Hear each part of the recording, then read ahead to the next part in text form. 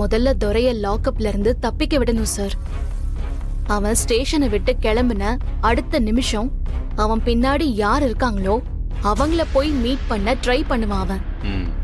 அவன் யார மீட் பண்றான்னு தெரிஞ்சா இந்த விஷயத்துல அவனுக்கு பின்னாடி யார் இருக்காங்கங்கறத கண்டுபிடிச்சிடலாம் சார்.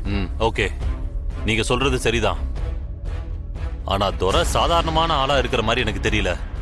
அவனை வெளியே விட்டா கண்டிப்பா அதுல ஏதாவது ஒரு உள்குத்து இருக்குன்னு சொல்லி கெஸ் பண்ணி அலர்ட் ஆயிடுவானே. அப்படியும் நடக்கலாம் சார். அதுக்கு தான் நான் ஒரு பிளான் வச்சிருக்கேன். நாமளே ரவுடிங்ல செட் பண்ணி துரைய ஸ்டேஷன்ல இருந்து தப்பிக்க வைக்கிற மாதிரி ஒரு டிராமாவை பண்ணிட்டா அவன் அந்த லேடி தான் இத பண்ணிருக்காங்கன்னு நினைச்சு சந்தேகப்பட மாட்டான்.